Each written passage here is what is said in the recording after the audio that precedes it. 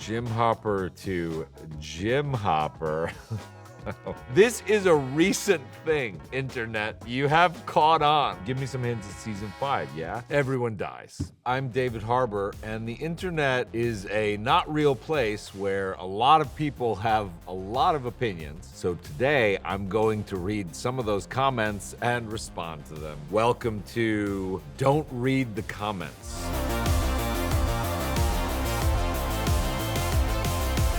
So the first one is it wrong to say daddy? I get this a lot. I would say it's very wrong.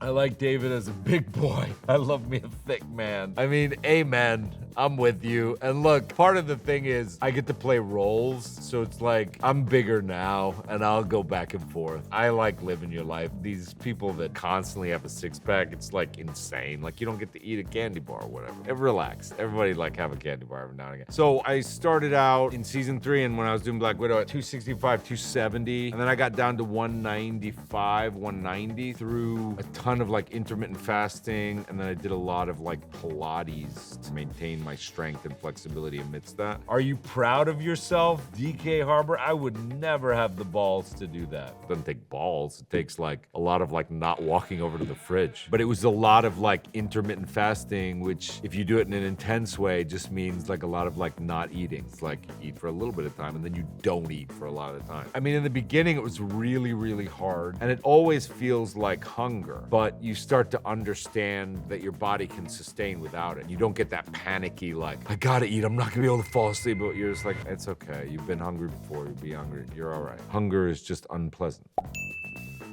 I don't. I try not to. I sort of put things out there and I just let them go. Sometimes I'll be interested in what people are responding to and I will read a couple of them and then immediately turn away, like horrified by it. Oh, he's gonna be a sexy ass Santa. Hell yes, I am. I mean, you know, this Santa starts off having lost his own belief in Christmas, and he gets to go on this journey where he saves this little girl and rekindles this fiery, ancient Viking within, and realizes the true meaning of Christmas is extreme violence. So this is the pictures. I say I missed him so much. It's got a little picture of Red Guardian, Funko Pop doll, and then it's got me in front of the Thunderbolt in Coney Island.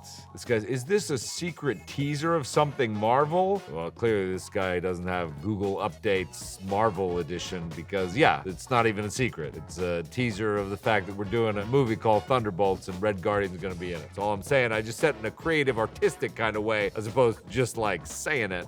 That might have confused you, but it's nothing more than that. David Harbour in bucket hats. God damn. Is this what we're talking about now? This is a recent thing, internet. You have caught on. I've been looking for a way to shake it up because I need a little bit of like, you know, anonymity. You go through the sunglasses phase, you go through the ball cap phase, then you think to yourself, like, what else is there out there? And you come up with bucket hats. But as these 4 pictures will attest, it's not my best look.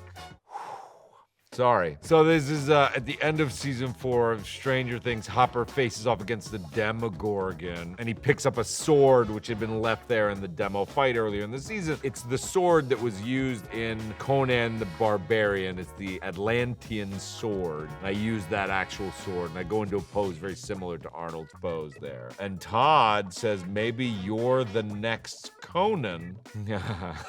Maybe I am, Todd, but maybe I'm not, because I really like being a solid 230, and I think Conan would have to do a little more fasting, and I don't know that I'm so into that, Todd. I like being the next Red Guardian. He gets to eat food. Yeah, this is a video where I had just gone on a run, and I talk a little bit about how running helped me through the pandemic. And in terms of the fitness thing, I've wanted to approach it in a way not in our hyper perfection-oriented model, but in more of a ordinary guy, do what you can sort of way that makes them feel embraced as opposed to rejected and afraid. Tell me more about this anxiety melting away. Did you start walking first, jogging first? I was having kind of panicky things during the pandemic. I was going back to work, having to be around a lot of people, and I was having places where I felt like I was getting shortness of breath, and that made me feel like I was actually had COVID, and then I was gonna infect everybody else, and that made me have more shortage of breath. So it was just this constant cycle of anxiety, and this PT was like, you don't have COVID, you don't have breathing problems. What you have is an anxiety problem. And I was like, okay, then I gotta meditate. I gotta sit and meditate and get it. And he was like, no, all you have to do is do 45 minutes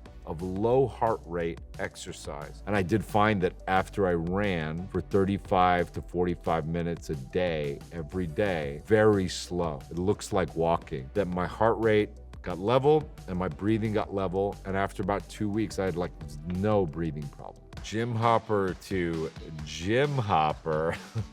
Oh, Tracy. Such a wordsmith. No, this is the first time. Pretty funny, Tracy. Hanlu Louise says, are you still doing the fasting, David? Yeah, I occasionally do it. But as I say, like, I'm like eating a lot more now. I've gained like now like 230, 235 or something. I have a great capacity to eat a tremendous amount of food. So I think I'd be much heavier. I think I'd be in the 300 range if I didn't like occasionally go like, you know what? Maybe you don't eat breakfast today. Damn, bro. So that's mean the Red Guardian is now inflated? I mean, you know, you gotta wait and see. He got out of prison, and a lot of his stress eating was happening as a result of being put in prison for kind of no reason. So it would make you stress eat for a long time. So maybe he's cleaned up his life and is now living in like Florida or something, and just kind of like, I don't know. We'll have to see when Thunderbolts begins. Let's see, this is a picture of me and the Black Widow. Sai says, I love your dad jokes. Please never stop. Well, yeah, not a lot of people do. Thank you for that. I appreciate that. Red Guardian prequel series, please. Ooh, that's a very interesting idea. I don't know that I would get to play him, though, if it was a prequel. But yeah, I got a lot of ideas about Red Guardian. Okay, whatever job this is to play with David Harbour's hair, I want it. It's called a makeup artist or a hairstylist. You have to, like, you know, work at this. You can't just, there's no job where you just come up and like run your fingers through my hair. Please, please, I am begging the Duffer Brothers, please, Jopper marriage. Yeah, I mean, I hear you. Yeah, that's all I got. L the Freak Harrington, David Harbour, hear me out. We're best friends and you tell me everything, so give me some hints at season 5, yeah? Thanks, bestie.